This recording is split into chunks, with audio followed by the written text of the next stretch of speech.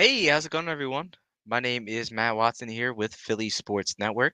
My co-host Alec Cospel will be joining in just a few minutes. But until Alec hops in, feel free to ask some questions down in the comments. We can have a little mailbag part here for 11,000 and counting. If this is your first time checking out the podcast, we do one of these about maybe every month or so. We'd like to certainly do them with more regularity. But yeah, so welcome to 11,000 and counting. Alec, like I said, my co-host Alec will be hopping in just a couple minutes. But let's see here. We have a comment from Duck. He said they need to get more small ball hitters. Home runs get asses in seats, but it doesn't seem to help when the weather gets cold and balls aren't flying as well. Um, I agree with the assessment that when it's cold, it's a little harder to hit home runs. But I think with the construction of the team, there really isn't a way to acquire more small ball hitters unless they move on from a Schwarber or a Castellanos, which in my opinion, I don't see how they would really get out of those contracts, which I don't think they would want to anyway. Definitely not Schwarber. I mean, not only is he a leader on and off the field, but the dude hits 40 home runs a year. That's just not a guy you're going to get rid of. And then Castellanos, I don't think that Casti is going to get moved. It wouldn't make a lot of sense. The team's going to have to eat his deal. So it would be hard. It'd be hard pressed to see Nick Castellanos get moved. But other than that, like where else are you really going to add small ball guys? Like your center fielder slash left fielder being Marsh Rojas, your small ball guy. So from that sense, I don't really know where you would add a small ball hitter, but that's just kind of my take. I do think they need to put the ball in play more and change their approach, but we can get into that in a little bit. And I'm going to add Alec to the stage here. How are we doing, good sir? Hey Matt, sorry for the delay, but All good, let's man. get right into talking about some Phils. Yes, Couple of sir. few news pieces today. What have you gone over so far? Not much. Just kind of just thrown out there. Like, I read Duck's question in the comments. Just kind of said if anybody has anything, feel free to throw it out. Definitely want to talk about the transactions today. We can kind of talk about how the season ended, stuff like that. But yeah, we just been kind of chilling.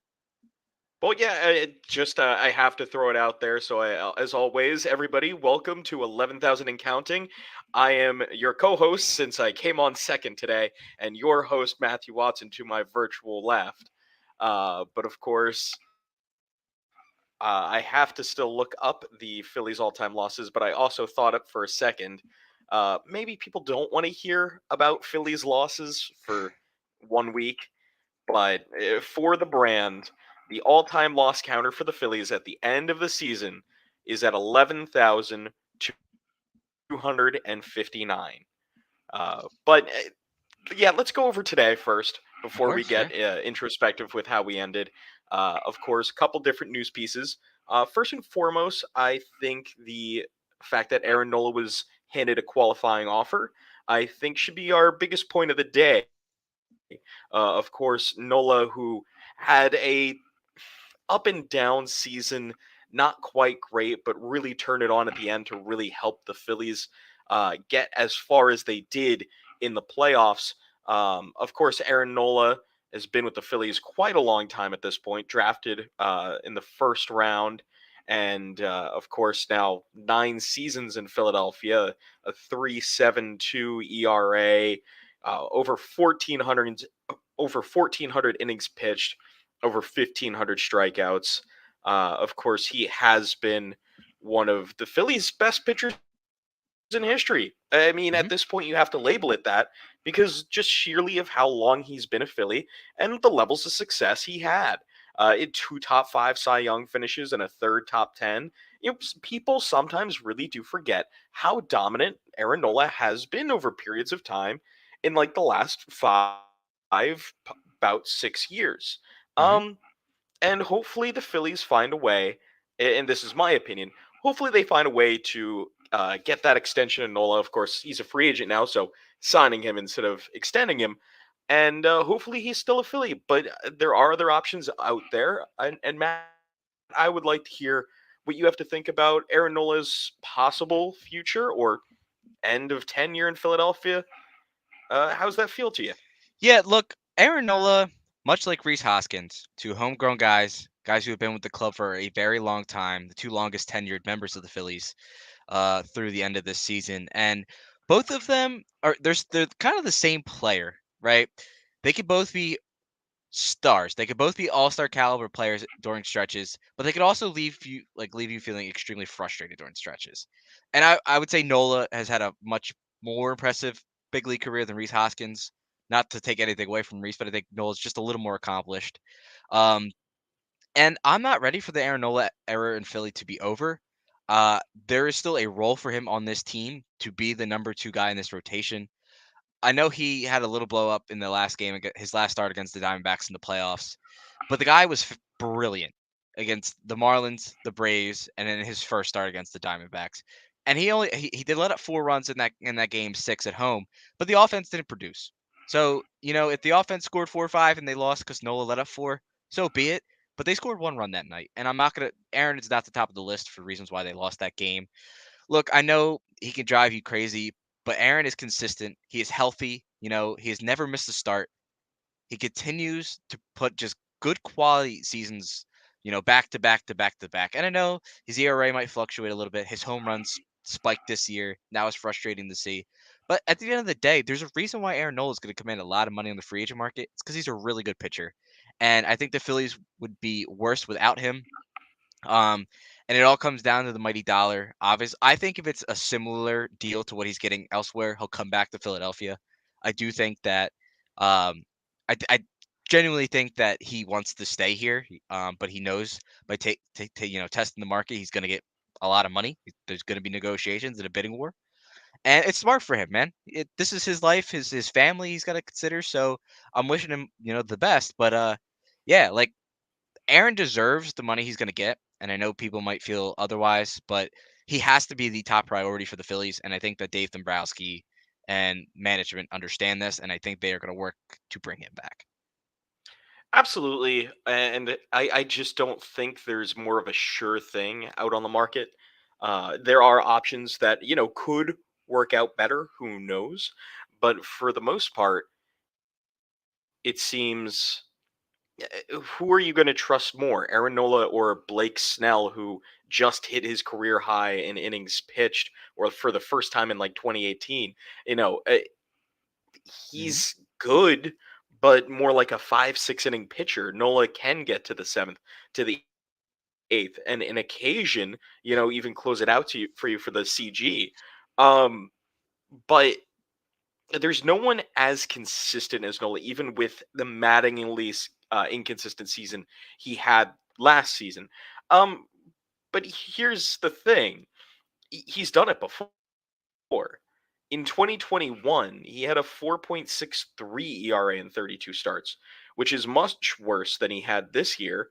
Uh, Very significant. If from this year was a 96 ERA plus, meaning he was a little below average. But 2021 he was a 90 ERA plus. But Hmm. sandwiched between that is 2022, where he had a historic walk rate with an 8.1 strikeout to walk ratio, over 200 innings pitched, over 200 strikeouts. How many walks? 29 walks. A stellar season where he finished fourth in Cy Young. Before 2021, you have 2020 where he finished seventh. 2019 was a decent year. And then, of Hmm. course, 2018 was his third place Cy Young vote, where it was arguable he could have been second with a 2.37 ERA and 17 wins. I know people don't like wins, but I think it looks good. it looks Uh, it looks good on the surface, it when does. you're digging in. But Duck said, well, the question is, what is the dollar value? So I think obviously everything's speculation when it comes to dollar amounts for contracts and stuff like that this time of year. But a popular number that's getting thrown out is 150 million over 5 years for Nola. That's what Jim Bowden had speculated, and he's usually pretty well tapped into the contracts, and he's somebody who you should follow in the postseason or in the offseason because he's kind of dialed in this stuff. So he said 5 years, 150. That's 30 million AAV. Nola's making 16 AAV. He was making 16 this year. So that's a $14 million increase. He's nearly doubling his his salary basically. And I think he was underpaid to begin with. So like for example, Taiwan Walker was making 18 last year. And Taiwan Walker is not $2 million better than Aaron Nola by any means. So um I would be comfortable with giving Nola 30. I wouldn't want to go higher, but I would pay a 5-year, $150 million contract for Aaron Nola. I don't think it will be that high, at least not from the Phillies. I think the offer will be somewhere more like 5 years, 125. So a 25 million AAV. Listen, again, still was an inconsistent season. He's had some really good ones, but I think there's going to be enough that he hammered there. I think there's a chance that maybe he gives the Phillies a little bit of a break. Not a ton of Yeah, definitely obviously, not. but yeah. Uh, I don't think it could be somewhere in between 125 and 150. Maybe it is a little bit more, but I don't think you're going to go too far over Zach Wheeler's $23 million a year AAV. I know he's been a different pitcher since he's been with the Phillies, but I think they might use that as a way to justify it as well. Mhm. And I don't know how I feel about that, but that's just kind of what I'm feeling.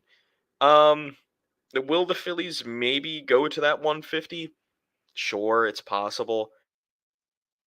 Of course, if they re-sign Nola, they don't have to worry about any sort of draft pick compensation. Correct. Yeah. Um, but I don't know. I mean, it There's all depend really. $30 million for Nola feels like a ton of money, and I get the starting pitching market can be a little ridiculous, but it just feels just a hair too high. Which, of course, it's not my money, so if Yeah, they let it rip, choose to John. spend it, go for it. But I that's mean, kind of where I'm at. so if you kind of just take a look at the pitching market, right? Shohei's a pitcher, but he's got to get Tommy John, so he won't pitch next season. And No, there could be there's speculation he might not ever pitch again, or at least not in an expanded role like he had been. That it'll be two Tommy John surgeries on the same arm. The chances of him coming back, at least next year, it's out of the question. The following year, you could say, all right, maybe. Um, then like other options, you have Blake Snell, who is a favorite to win the Cy Young this year in the National League, had a good year. Jordan Montgomery, who has really put together two really solid seasons back to back with various different teams. Won a World Series with the Rangers. You have Sonny Gray, who's proven to be a really good pitcher at various different stops in his big league career. Um, and then you kind of like start to dip into the Julio Urias, which I mean, with his oh no yeah, dipping there. with his No whole dipping there. his situation off the field, I have no idea if what I don't know what's gonna go on there, but I would like to avoid that at all costs. Eduardo Rodriguez, Clayton Kershaw, Marcus Stroman. These are some of the other guys, and Nola's clearly better than all of them. Honestly, out of all of those guys, I would probably I would probably say Blake Snell has a higher ceiling than Aaron Nola, but I would have rather keep Aaron Nola than sign Blake Snell. Like out of all those options, I would rather just keep Aaron Nola. Yeah.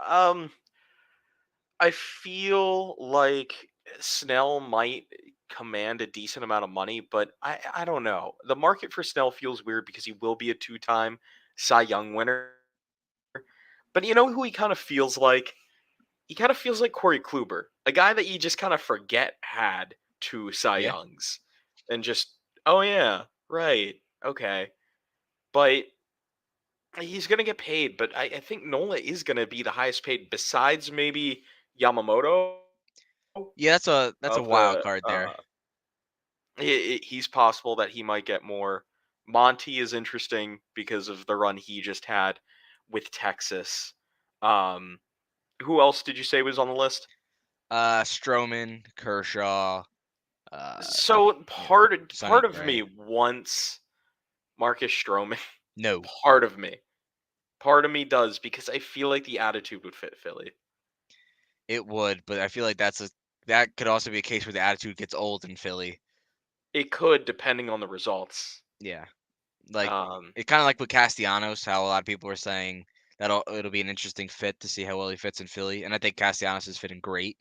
Um, but I mean, his first season when everybody was bashing him, that very well could have spiraled kind of out of control there.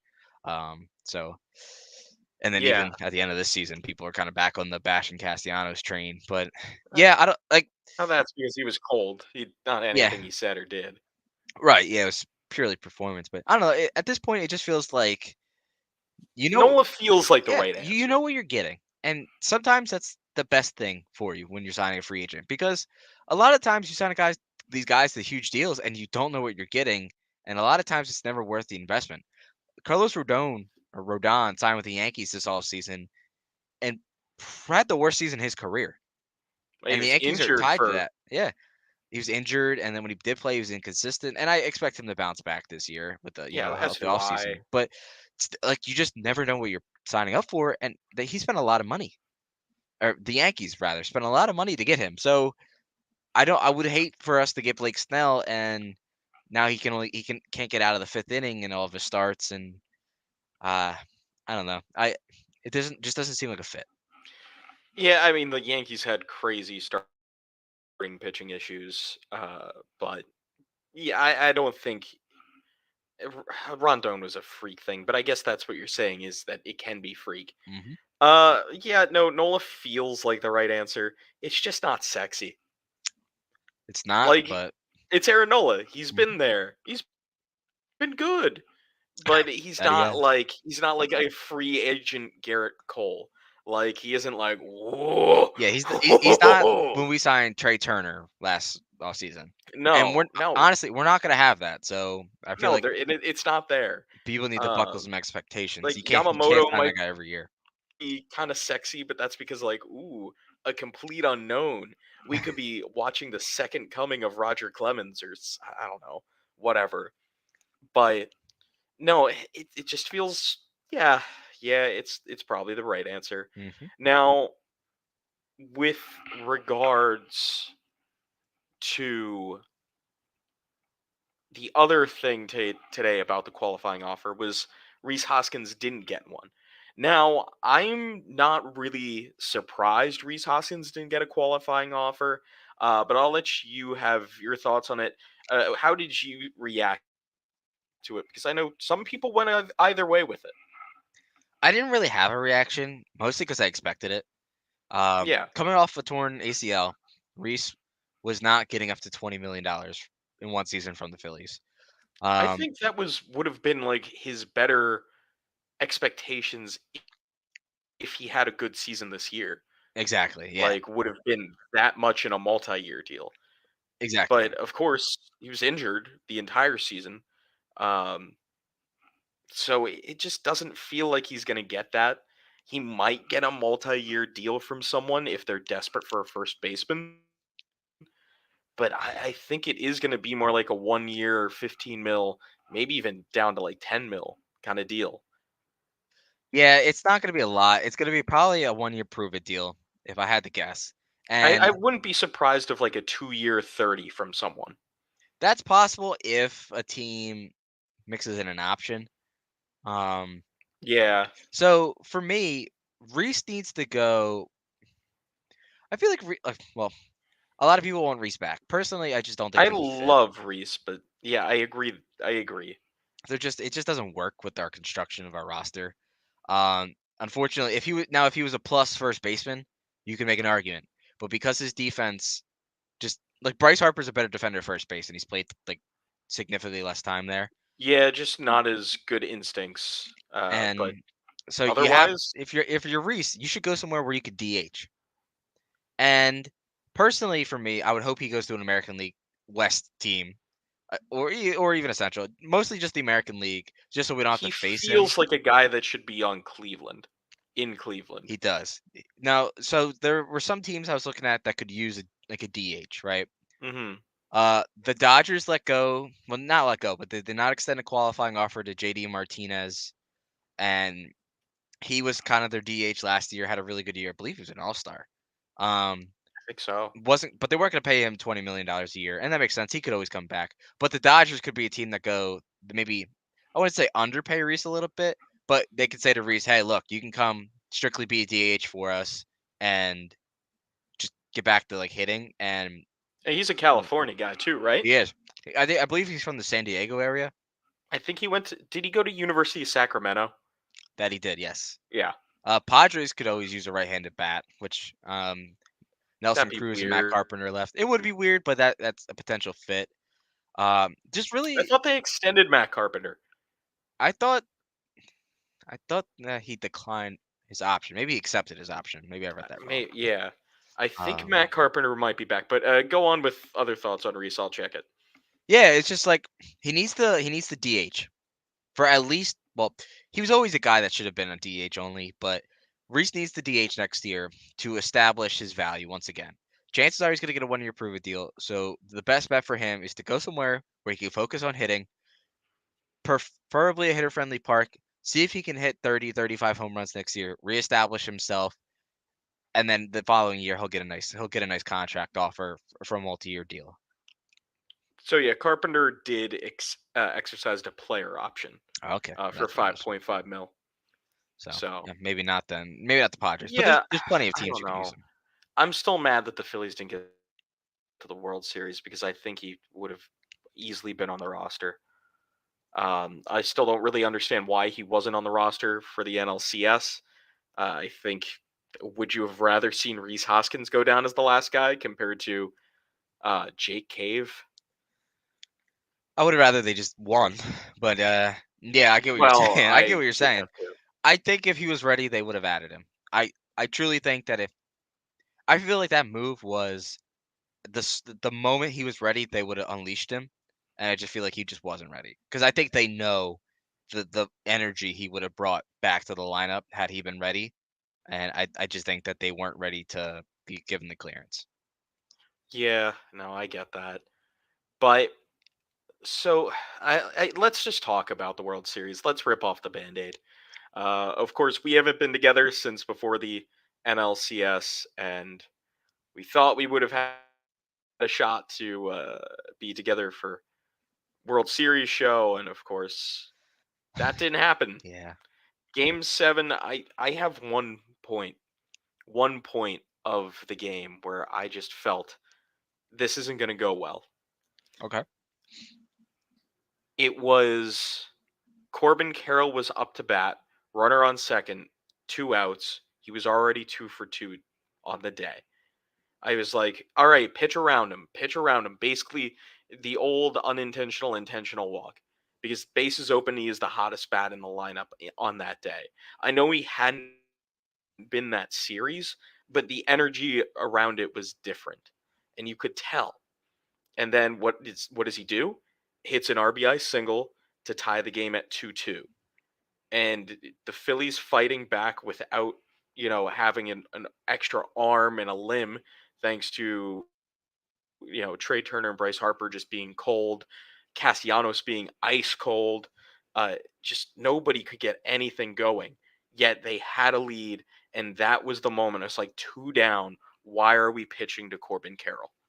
That was the moment to me. For me, the moment was, I believe the bases were loaded at this point, or maybe there's two men on. Nick Castellanos comes to the plate and fails to even move a runner.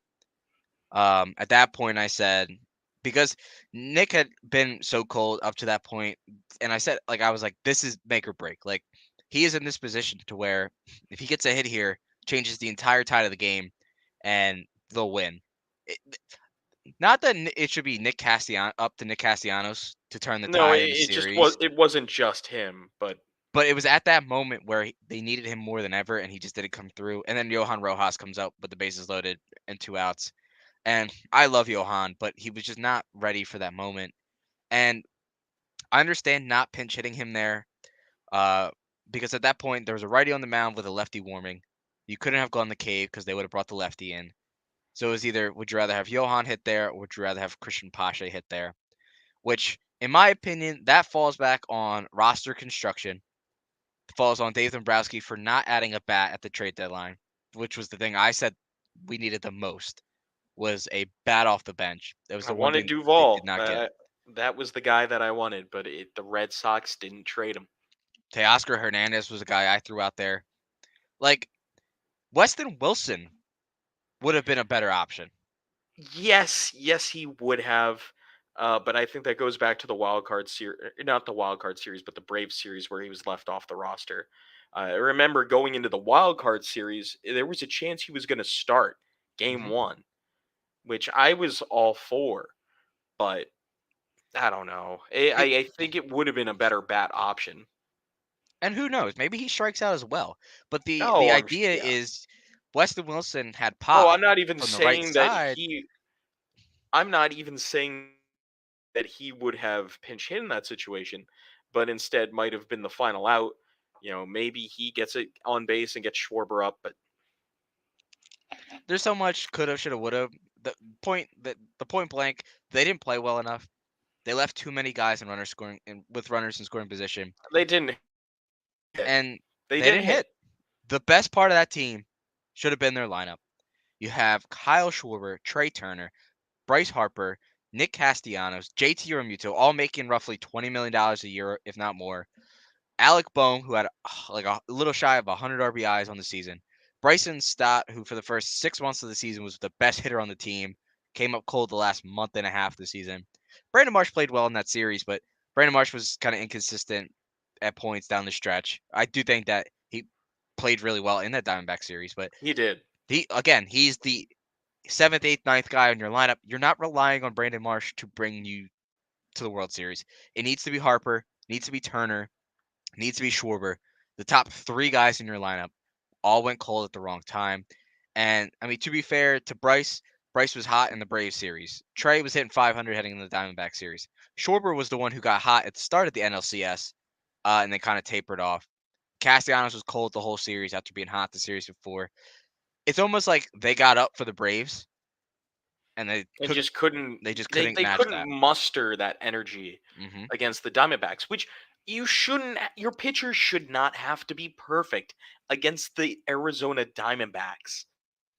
And the pitching They're was not perfect for the a most part. great For the most part, yeah. You had one bad Craig Kimbrell. I'm not judging him for the extra inning game, because there were some soft hit balls. It wasn't a big. I didn't think it was as big a deal. I I agree. thought game 4 was a fairly big deal, but he had also thrown 24 pitches the day before. So is that a Rob Thompson thing or a Craig Kimbrell thing? Now, do I want Craig Kimbrell back? No, no, I Nope. don't. But there's a lot of layers to this, and there's a lot of blame to go around. There isn't just one guy that you can pin it on. There isn't. It's a whole group of issues that happened, and they just lost to a worse team. Hmm. Now, is it guaranteed they would have beaten the Rangers? Absolutely not. That team played extremely well down the stretch. So maybe they win an extra game or two, but maybe we still have a game 7 loss. And in the World Series, back to back World Series losses, that would suck. Yeah, That it would would have, suck. but it would have been back-to-back NL pennants. At the very It least, would you can hang have. your hat on the fact that you were the best team in the National League and you ran into a buzzsaw. The Rangers were a buzzsaw, man. That team got hot at the right time and they carried it to the World Championship. And I'm very happy for them. You know, their first championship in team history. It was 60 years that it took them to win. Very happy for them. The guys on that team that I enjoy watching, like Corey Seager, he Mhm. reminds me so much of Chase Utley, like the way he plays. That's fair. Like I feel Yeah, like that is a perfect comp. I feel Dolis like he has Garcia, those kind of lingering injuries like Utley did too. right? Exactly. Even His whole approach just gives me Utley. Dolis Garcia becoming public enemy number one against the Astros love made me fall in love with him. That was Adolis. awesome. I've always liked Adolis. He's got a fun skill set of like excellent corner outfielder, but also being like big buff bad batter, like just big homer guy. Yeah, man. And then like Simeon's a good player. I'm happy that I'm not the biggest Scherzer fan, but I love the fact that DeGrom and Scherzer both won a ring this year, and it wasn't with the Mets. Yeah, that's the best thing. It's not a consolation prize, but just the Mets suffering makes everything better. Yes, it does. And of course, the Phillies also can hang their hat on. They beat the Braves again. Again, the Braves were a better team, and again, the Phillies beat them. This time with less excuses, in my opinion. I Yeah, thought the Braves had more excuses the year before because their pitching was way more banged up. yeah. I mean, again, their pitching was bang. It was banged up again, but that's on them for not having the depth that they necessarily need. And Yeah, no, they should have been prepared for it this exactly. year. And let's be real here. The Phillies beat Strider twice, and despite Strider still owning them in both games. Like Strider shut them down aside from a couple solo home runs, but it was the Phillies And it's pitching that not like outdueled the lineup. Freed was that like dinged up. Freed Right. had a blister issue that that's the reason he didn't pitch like the last game of the season, which isn't as much as last year when Strider hadn't pitched for like an entire month. Hmm. So that's completely different. Now Charlie Morton getting that injury, that sucks for them. But freak things happen, and they didn't have the depth. They weren't prepared, even though I swear they pull more pitchers out of their ass than anybody else. Yeah. So No, remember Mike Soroka? I do. Yeah, I do. Yeah. Remember insert guy from 2024 who comes up and wins the Cy Young award because that's gonna happen. It's just It's The Braves depth is insane. I wrote about it it's the gonna other be day, or what is it? Jeremy Smith Schuster? some Smith something. Yeah, whatever that lefty is, they have. Hmm. It's Yeah, gonna they be got that guy. plenty. They got He'll guys be an coming. all But star. yeah, I'm sure They'll he'll win receive Cy Young 104 votes. games, Well, the Phillies are winning the East and the next year, Phillies will so beat them again. that we're winning the East this year. It's happening. I hope You can't get so. off the I do. three straight years of awful starts. It's got to bounce back eventually. But um, I do appreciate though some, and we can kind of segue this, but Dave Dombrowski has already started adding towards next year's club. Yeah. Today a couple little low key moves. Let's I guess start with the more notable one I would think is Josh Fleming from the Tampa Bay Rays. Both moves are actually from the Rays today, which is says something I think. Now Fleming isn't some great transcendent player. He had a handful of games this year, 12 games, 51 and two thirds innings. Definitely not a strikeout guy, and a 4.7 ERA. Uh, this is a guy that, when he was called up, really had an interesting start to his career. He got called up in 2020, pitched 32 and a third innings, and had a 2.78 ERA. Uh, but that was the best that he had. That's not to say that this year he didn't show little bits of being a pretty competent starting pitcher, or not starting pitcher, but like a bulk reliever. Mhm. Um, Against Boston in April, 4 innings pitched, 5 strikeouts, 1 hit. Uh, Again in April against at Cincinnati, 1 hit over 3 innings, 4 hits over 6 innings pitched against Houston. So that's Okay. a nice little one. At the Mets, gave up 3 hits, 2 walks, no runs over 5 innings. Over 4 innings to the Yankees, just 1 earned run. So, but I mean, he's had really bad outings as well. But Yeah, he's shown it's a moments of competence. solid depth piece. And one thing I want to mention, this is around the time. So MLB free agency is different than the other free agencies. Not a lot happens at the beginning, Nope, and never. this is usually the stretch where you start to see the smaller additions, the minor league for minor league swap. And one thing, The claims, exactly. the guys being cut off the 40-man roster, like you said. Hmm. And so this sticks out with me. What I'm about to bring up, this sticks out with me because when I first started here, we're approaching my 2-year mark at PSN, and this was one of the first things I wrote about. And so November 19th, 2021, Phillies made two trades.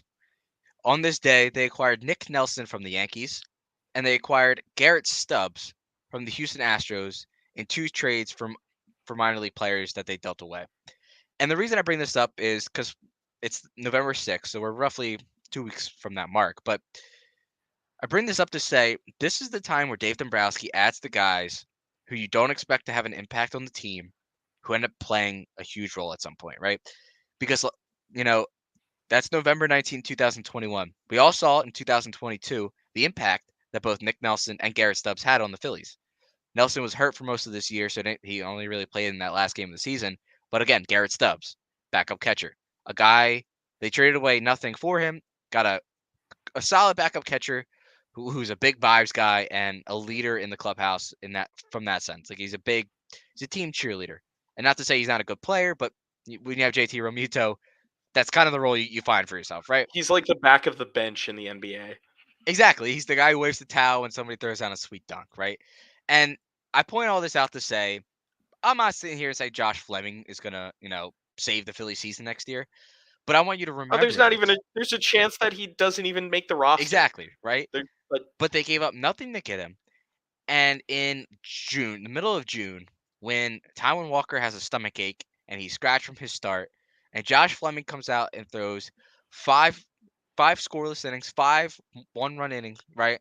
And he comes out of nowhere, gives the Phillies a quality start and a win, and then 2 days later he pitches 2 innings in relief in a game that they're getting blown out. You're gonna sit there and say, you know what, this was a quality addition, right? And you're not gonna think about the guy in the minor leagues he gave up, but you see how it's this small guy at the back end of the 26-man roster. He might be number 25 or number 26 on the roster, but he makes an impact in that way. And that's the difference between good teams and great teams because great teams have those caliber players who they might not have a big role, but when they're asked to do something, they come in and they do that job. And Dave Dombrowski is one of the best baseball minds at finding these like plucking these little talents away from other teams. And I love remember it his first ever move with the Phillies, Jose Alvarado. from the Rays. And could you tell who we traded?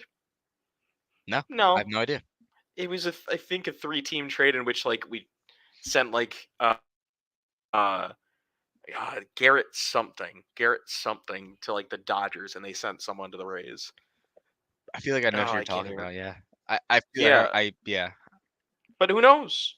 Because hey, Jose Alvarado is probably the best left-handed reliever in baseball, Mhm. and who knows who we gave up for him? Exactly. No, That's how you like, build a championship level squad. That but right yeah, there. and then so the other little minor move was them trading for a 40-man roster sacrifice, another one from the Tampa Bay Rays, Michael Mercado. Uh, Mhm. he's 24 years old. The guy they traded is actually in Double A and a couple months older than him, but somehow not as good.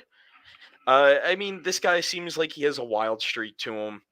But the Phillies seemingly have been able to fix those kind of guys recently. Yes, yes, they We'll have. see how Soto comes about, but he had a 13.8 strikeout per nine this season between Double A and Triple A. A 4.79 ERA, that's high, and a 5.1 walks per nine. That's also kind of ridiculous. And he gave up a decent amount of home runs too. But it looks like he has strikeout stuff, and Well, that's the Phillies' MO. maybe there's something there. Maybe. Mhm. Who knows? I don't. Yeah, that is the caliber of player the Phillies are looking at in the minor leagues. They have really shifted since Matt Klentak left and Dave Dombrowski took over. They have shifted towards guys with high velocity who they might not have command, but the Phillies are trying to see if they can unlock that, i.e. Jose Alvarado, Gregory Soto was that kind of caliber player that they targeted. So that's something that the Phillies are looking for actively, and this makes sense here.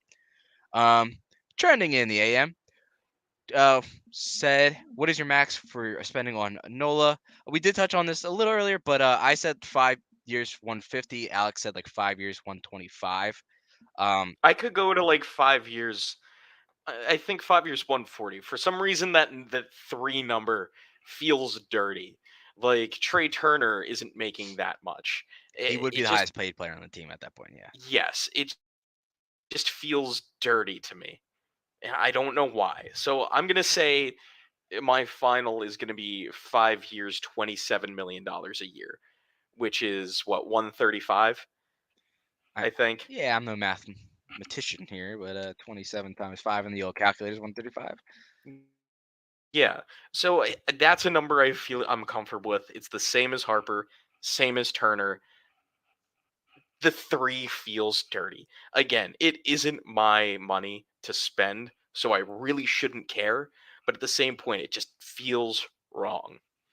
Yeah, and at the end of the day, with Nola, in our opinion, he's the best for this Phillies team. He is the best option in terms of starting pitching. They should bring him back. And look, you might regret the contract in 3, 4 years, but at that point, you're hoping Andrew Painter's a stud, Mick Abel's a stud. You still have Zach Wheeler, and you're kind of just hoping that he's putting up decent enough numbers. Then let's see here. It says I'm overpaying it 5 years, 160.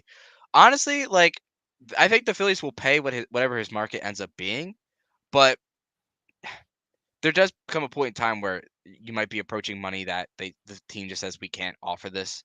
I will say I've seen a lot of stuff on Twitter and stuff like that with people saying that they'll get Blake Snell and Nola. Like the numbers that they're giving for the Phillies to get Blake Snell is less than the number Aaron Nola would potentially sign with another team for.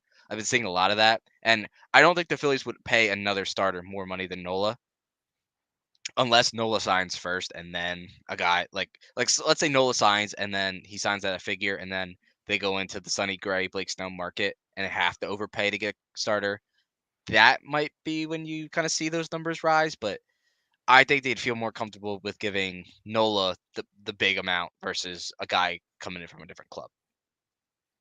No, it does make sense. It just feels like we were saying, it just feels right.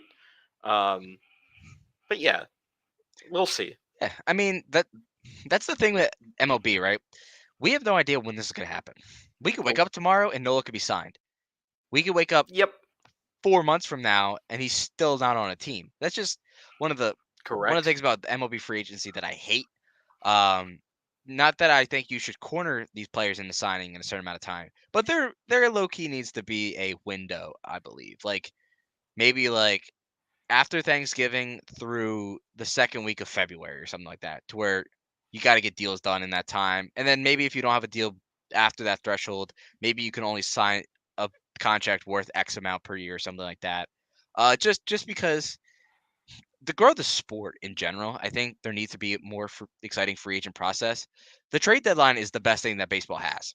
There is no the trade deadline in the Yeah. other leagues does not touch Major League Baseball, and the NBA No. is getting better with it. But MLB clears in terms of trade deadline. They're last in free agency. They have the worst free agency, and that is I something that don't they can't mind it improve. though. I don't I don't hate it.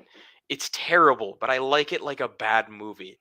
It just the anticipation builds and builds, and sometimes it can be for nothing, but sometimes you're surprised out of nowhere and it's like, holy shit. Like, we got this guy. He only signed for that much. Oh, I love this signing. It, oh, we pulled off a trade. Like, I don't know. There's something so bad about MLB free agency and the offseason that I just love it.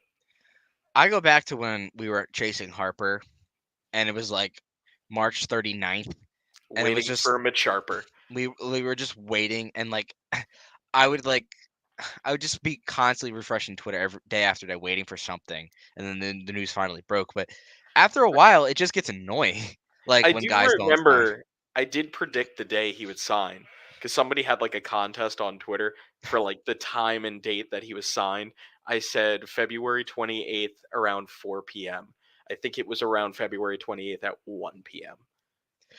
It was later in the day because Was it later in the day then? I was still in high school. Maybe I said 1 p.m. and it was 4 p.m. Maybe I got it mixed around. Yeah, it was probably more towards 4 because I got done high school at like 2, a little after 2, and I came home, sat on the couch, laid on the couch watching MLB Network, and the news dropped and I screamed. Um, so, a little throwback. I had graduated college. I feel old. Yeah, Bryce has still got 30 Why? years on his contract. I feel old. Well, it's just I mean, he's been on the team for 5 years at this point. So, he's got No, 8 years wait. left. Yeah. No, 19, 20, 21, 22, and 23. It's been 5 years of Bryce Harper. that doesn't feel right. 8 That more years to go. That feels weird. Hmm. But anyway, I like that might be one of the best free agent deals in Phillies history. It might be the best. And then you have that package around Zach Wheeler's deal. That might be the best pitching deal in Phillies free agent history. It's weird that these deals are somehow working out. I Look, think man, Matt even Klintak's the one who did them. Schwarber's. I think no, but I'm gonna say I think Schwarber's is gonna work out too. Hmm. I think Trey Turner's gonna turn around, because there's no way that Trey Turner doesn't continue like more like the second half of the season than the I agree. Yeah. first. He just wasn't used to Philadelphia.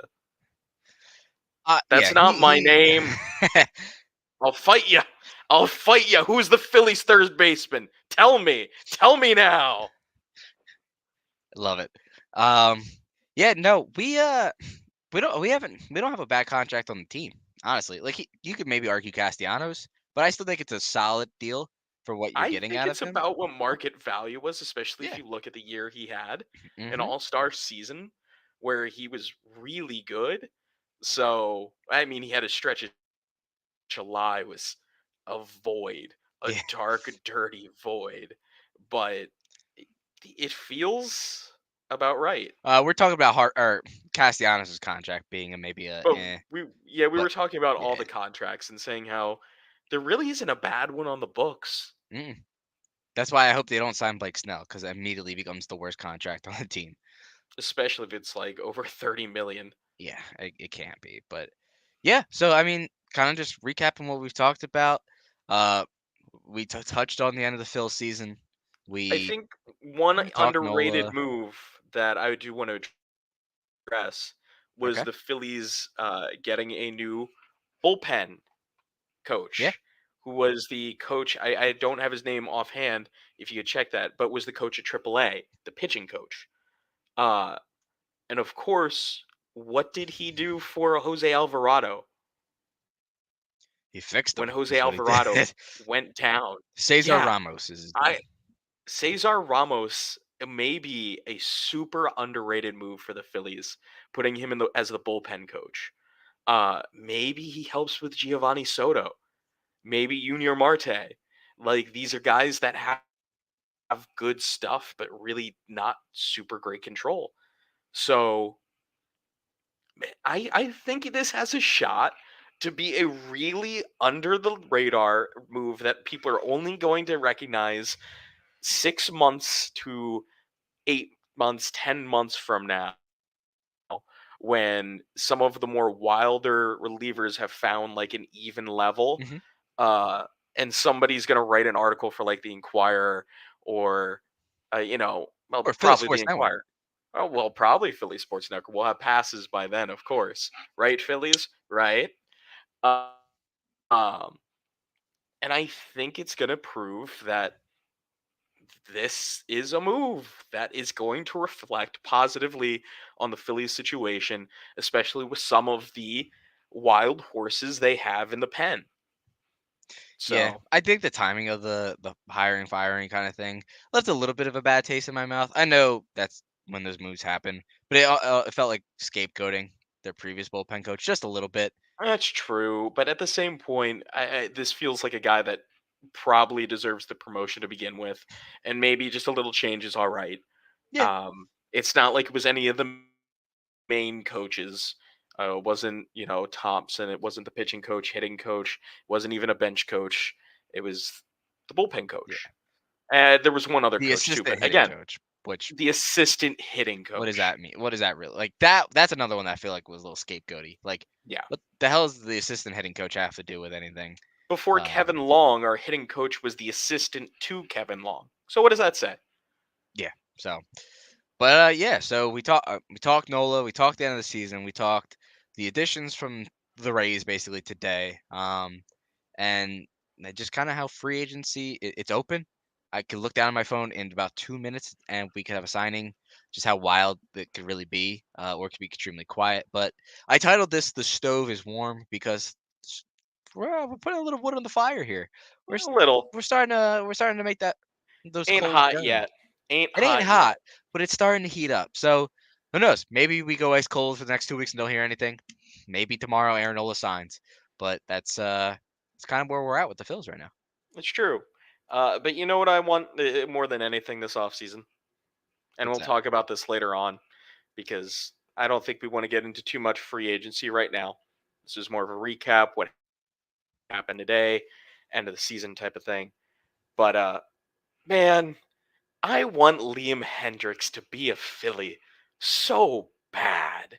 Like I know he came back from cancer and had a not great season, but that guy just seems like he would fit so easily into the Phillies culture. Like the guy that they will, hook a microphone up to in the All-Star game and they'll have to bleep because he can't control himself. Like that just feels right. But I don't think the Phillies will overpay him, so we'll have to see where the market is for him. Yeah, I'd love Liam Hendricks in Philly. That'd be awesome. But I don't think the Phillies are going to spend on the bullpen. I think that the guys that they have, they're more than comfortable going forward with. You're going to lose Craig Kimbrell, but you're basically replacing him with Orion Kirkring.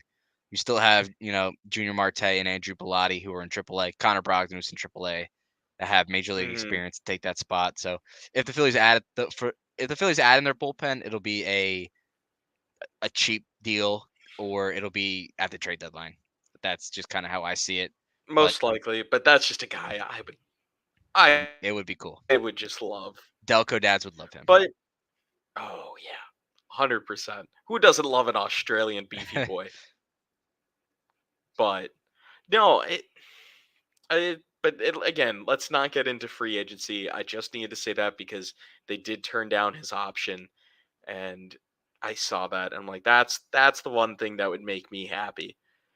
But yeah, the Phillies really don't have too much to do. We'll go deeper into it in a future episode of the podcast.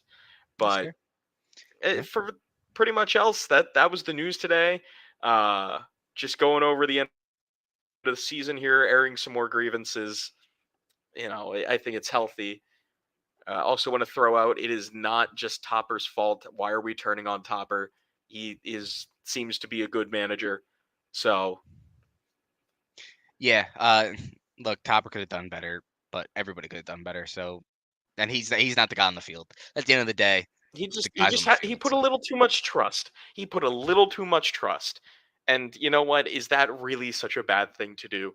no, Is it? it is what it is. I still think Topper's the guy for this team. In Yeah, fact, same. I believe they should extend his contract.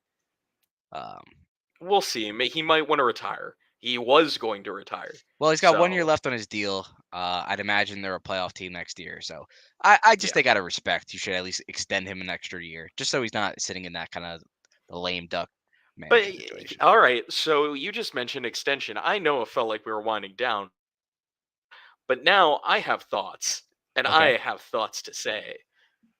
I think the Phillies this offseason really need to take a lesson out of the Atlanta Braves playbook. The Phillies should extend most of their young core. I'm talking Bryson Stott, I'm talking Alec Boehm, maybe Brandon Marsh. And especially guys like Boehm and Stott, I think kind of proved it this year that all right, maybe we give you a little bit of money here and see if this works out. And I don't think it's going to mess anybody up, but it just get these guys locked in a little bit.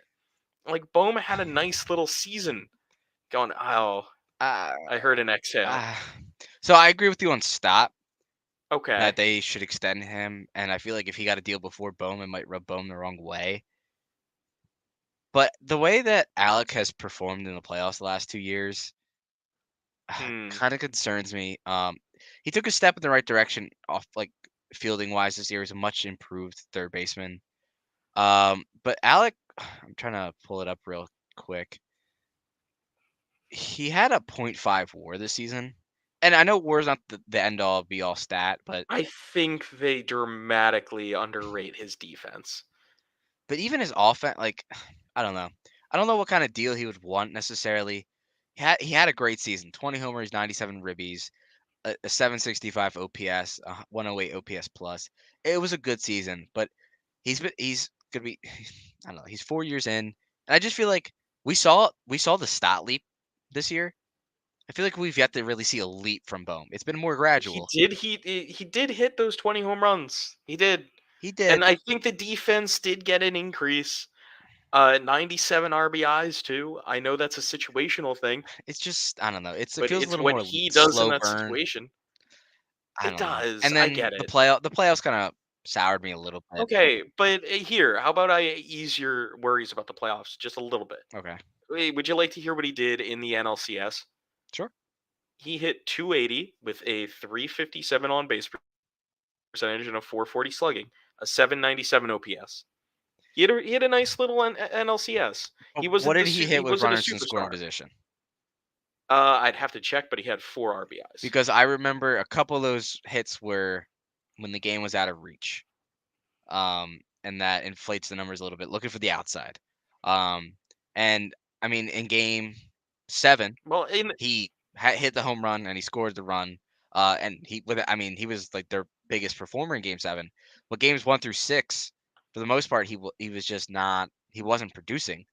Um, and another thing with Bohm is I hate his body language when things aren't going well. The slam the helmet, but he does have it his emotions a little too on his sleeve. there's a time and place for everything, and I love when players show emotion, but within that, like with Bohm, it just kind of feels like he's just doing it just to do it sometimes. Hmm. It doesn't necessarily. I don't know. It kind of gives me an ick a little bit with Bohm. It just feels like I don't know.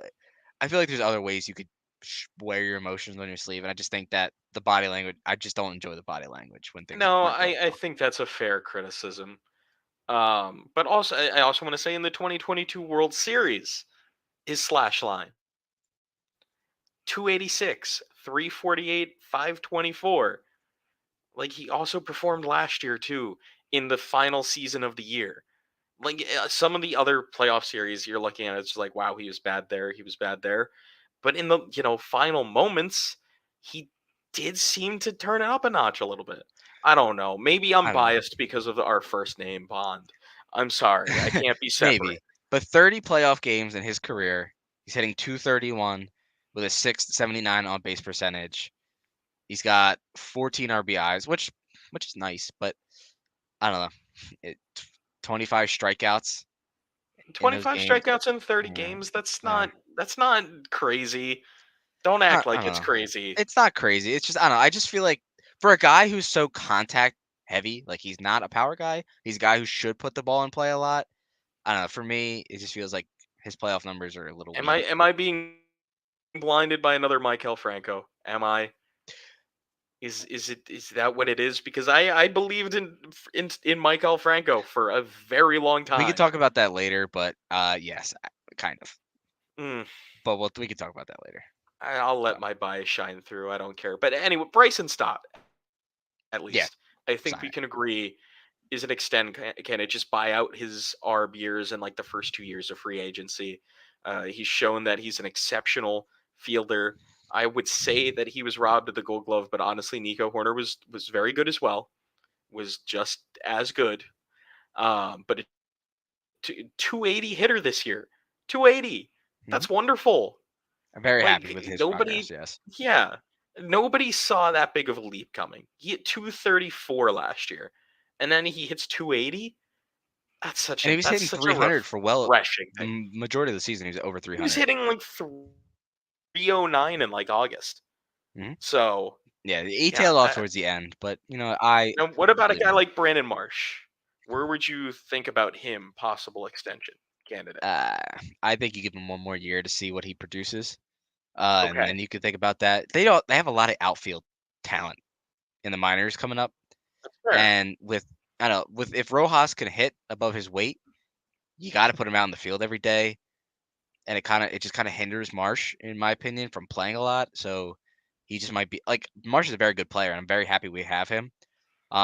And if he should be the starting left fielder going forward, but I don't know. I think Marsh is still So far really as a Philly, he's a 280 hitter he's with an 817 OPS. he's been very good, but I would want to see one more year out of Brandon Marsh. That's fair. I do think that's very fair.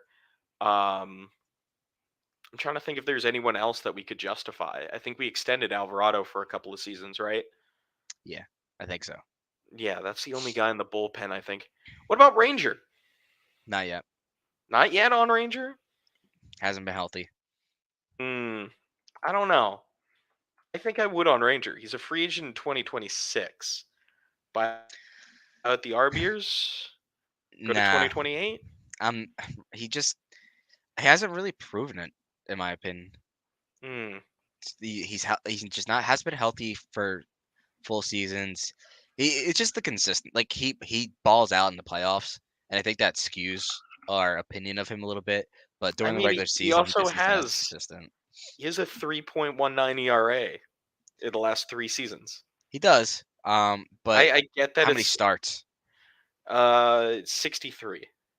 But that's because 2021 he was, remember, the closer for like half a season. He was a reliever. I mean, I don't know. I just feel like Ranger needs to put better stretches together first. I guess that's fair. One more year and then would you extend him? I would definitely consider next year. Yeah, Okay. but But yeah, but definitely Bryson Stott. The Phillies do need to start thinking about that kind of model where you're able to identify that talent and extend him. I know they tried it with Scott Kingery. Maybe we just avoid that subject altogether yeah, because I I'm don't good feel with like that. talking about yeah, that just bye Scotty Jetpacks. But hmm, Yes, sir. All right. Well, yeah, that's all. That's all I really had tonight. I If think the that, Phillies yeah, sign I somebody, went we could further than do. I was.